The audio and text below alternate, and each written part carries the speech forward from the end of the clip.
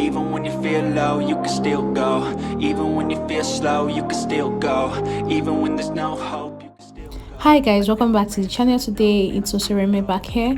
In today's video we're going to be using these three fabrics here to recreate this beautiful style as seen on Stitches by Icy. I absolutely love this style and I've decided to recreate it with these three fabrics. So guys, if you check out this style, you see that the very first layer stopped at her bust point. So I'm going to use that now as an inspiration, and I'm going to be using this blue fabric right here to cut out my top. So like we saw, the length of this first layer is going to stop at my bust point. So my bust point is 10 inches, and right now I'm marking this at 11.5 inches so that I use the extra 1.5 inch for stitching allowance at the top and also to join the down to the other layer. So I'm just making a line across so we know where our top is ending. So from this line I went up, which is going to be my chest line, so I just marked it across. This is the chest line. So after marking your chest line, what I went ahead to do was to divide my shoulder measurement by 2. Divide the shoulder measurement by 2, and then you're going to go down by 1 inch to make your shoulder slant.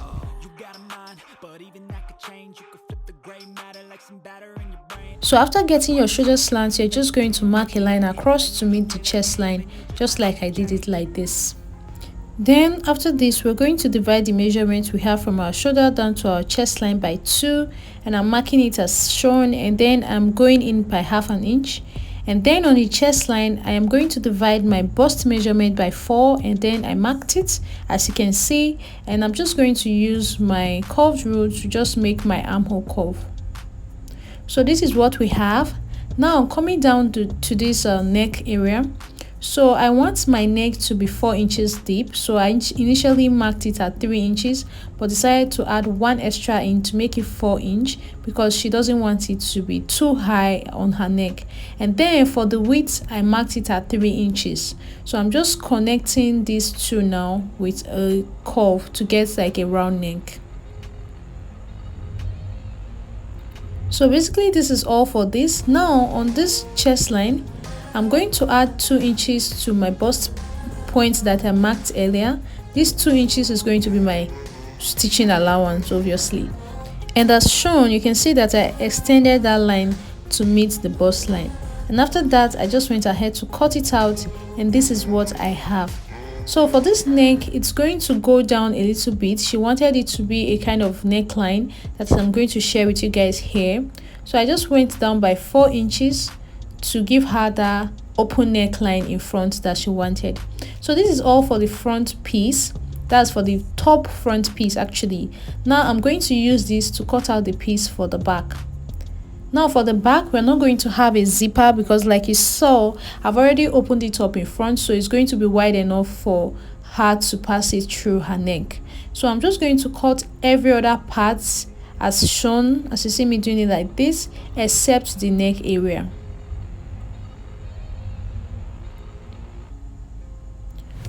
So for the neck at the back, it's actually going to be a high neck, so I just came down by 2 inches and I'm just going to make a curve to get my neck for the back. So guys, for this particular top, we can have different kind of neckline. Whatever neckline you want to have is actually fine. It doesn't necessarily have to be this particular neckline. So moving on now, the next thing I'm going to do is to find out how much I need to get the other layer. So the measurement I have from here is 23 inches. So for the length, I'm going to add 15 inches to 23 so that I'll have enough fabric to make gathers on the yellow piece.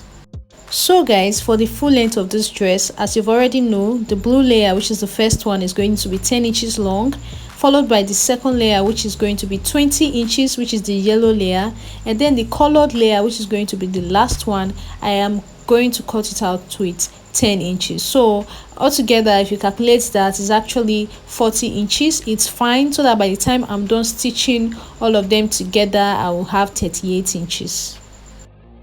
So now to get the length of the last layer, what I have here on this second layer, which is yellow, I'm just going to do the same thing I did at the top. I'm going to add 15 inches to it to cut the other piece.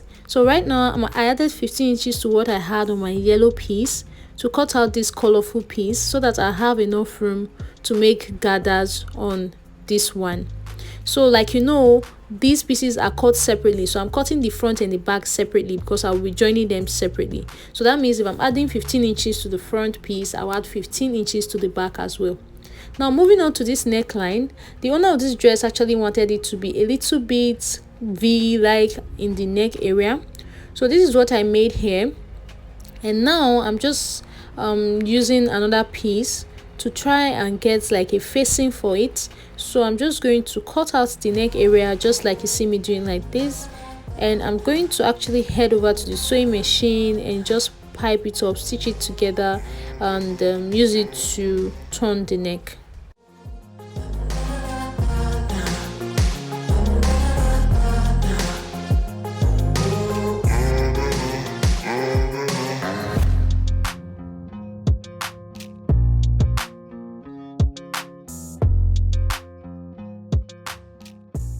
So guys, after I was done stitching it down, this is what it looks like. You can see how beautiful it came out. Very nice, very nice. I absolutely loved how clean this came out. So now the next thing I'm going to do is to just join the right sides facing each other.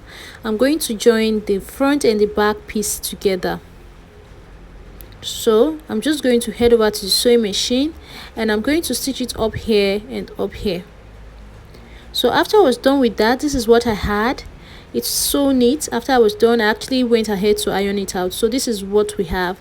Now the next thing I'm going to do is to pipe it up the way my auntie wanted the neckline to be. For my own dress, actually, you see in the beginning of the video, I made a simple round neck, but for hers she wanted it piped, which is what I'm doing right now. So this is the piece I'm going to be using to pipe it up. So as you can see, I folded it in a little bit like a bias at the end, and I'm just going to head over to the sewing machine and stitch it around it, and then stitch it again to give it this kind of like a bias feeling. So this is what it looks like. This is what I was saying. It's so neat and beautiful. Now it's time to add the first layer, which is the very exciting part. So I went over to the sewing machine and I made 2 loose stitches that I used for gathers. So this is what I came up with. Now the next thing I'm going to do is to just pull on my gathers, as you see me doing like this. Like I said, I added 15 inches to what I had on the blue to get this so that I have enough room for gather. Now the next thing we're going to do is to join this yellow piece to the beautiful blue piece. So as you see me doing like this, place it like this, ensure that the gathers are evenly spread, and you're just going to stitch it down. And I'll do this for both the front and back pieces.